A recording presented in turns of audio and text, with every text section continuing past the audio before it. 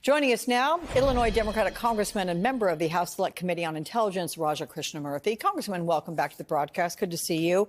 And right there, you heard Representative Thompson take his take on all of this. I'm curious yours, also on the fact that Donald Trump is hosting people who tried to undo the nation's democratic process at his home last night in Florida. Well, I wasn't invited to that. It looked like a real rogues gallery of people who were involved with January 6th and the run-up to January 6th and trying to decertify the election. Obviously tomorrow's January 6th. I am currently in the Capitol complex because I want to be here for sure to certify the presidential election. It was a dark day in democracy. I mean, this is a day that only a tiny minority of Americans feel was somehow appropriately conducted back in 2021. And only a tiny minority of Americans want people pardoned in connection with their insurrectionist activities. So whatever Donald Trump and others want to do goes against the wishes of the American people. And it's something that we are obviously going to oppose, and I will oppose in any way possible. I presume you're there in advance because of the winter weather that's heading to D.C. and trying to make sure that you are there for the vote. But what's going to go through your mind? How do you feel about tomorrow and this really traumatic anniversary? It's going to be very emotional for a lot of us. I was actually in my office when a bomb was discovered 200 feet away from my office window. All the emotions of that day are going to course through, as we witness what happens tomorrow. But at the end of the day, all Democrats that I know that I've talked to are going to certify the election. It doesn't matter whether you win or lose an election to determine whether you're going to certify it. That is the principle that we Democrats are going to uphold, unlike some of our colleagues on the other side who decided that it was appropriate to decertify the election because Donald Trump lost. And so this will be poignant because Kamala Harris is going to obviously preside over the certification process, but she's going to do the right thing, Alex. She's going to uphold the election. She's going to certify Donald Trump as the winner. And in that regard, she's going to conduct herself in a very dignified fashion. And you can guarantee that despite the Democratic candidate, Joe Biden, losing the election, not a single Democratic vote will be for decertification? Well, as you know, Kamala Harris was our nominee. But yes, I believe that almost every Democrat is going to certify the election. Mm-hmm. Okay. And by the way, I did have to catch up. It was Kamala Harris that ran. Joe Biden stepped aside in the summer. That was a whole other thing. Let me get to Capitol Hill Police because they have heightened security ahead of the certification. Are you confident you're going to be safe there tomorrow? Has Congress been reminded of emergency procedures in case things get out of control again?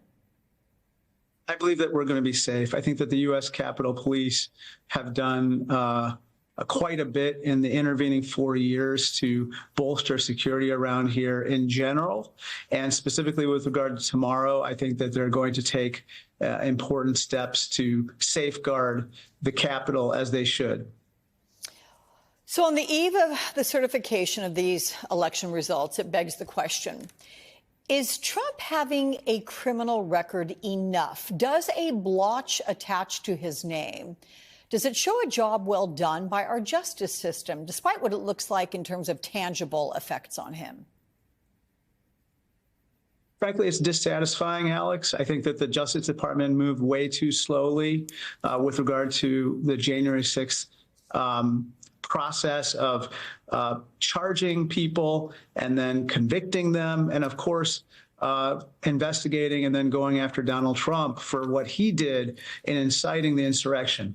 All that being said, we're here today. And I think that Judge Merchan has decided that he can't impose jail time, although I should say that every other every other person who's been convicted of similar crimes since 2014, according to the New York Times, has actually served jail time. So that's dissatisfying. But upholding the principle of the conviction is important in itself. And so I think if at the least he can do that, and then we can maybe look at sentencing Donald Trump after his presidency, that would be something to salvage out of this process. So I'm curious how you, and we remind our viewers, you're a Harvard-educated lawyer. How do you expect his appeal process to go? Could this follow Trump well into his presidency? Would it be wrapped up quickly, considering he's back in the Oval Office soon? So I understand that Donald Trump has two routes to pursue right now. Either he could look to stay the sentencing that's coming up in a few days, in which case he can't then appeal that, because you have to allow the sentencing to be completed for him to appeal it. Or he could decide to accept the sentence and then appeal it during his second presidency. And yes, I think that will probably be going all the way up to the Supreme Court again. But that will probably, obviously allow for the conviction to stand, and he will be a convicted. He will have been convicted of 34 felonies while serving as president. Yeah. In the wake of the New Orleans terrorist attack, given your position on the Intelligence Committee, what is the level of threat? What do you know about that against the United States on any given day from any given source? Do you feel the United States is safe and prepared to go about its regular business on a day-to-day basis? Fortunately, the level of threats is high, but I still believe that we're safe. Why? Because of the FBI, because of our law enforcement authorities. And that's why I am so concerned when people like Kash Patel or Donald Trump attack the FBI and say things like, they're going to close down the headquarters and send people packing. Remember, the FBI and other law enforcement authorities have prevented a 9/11 from happening since 9/11 first happened. And we have to do everything in our power to protect the homeland and stand with our law enforcement, stand with the FBI and others in the intelligence community to prevent future attacks. All right. Congressman Raja Krishnamoorthi, it's awfully good to see you, and I hope to see you many more times throughout this new year. Thank you.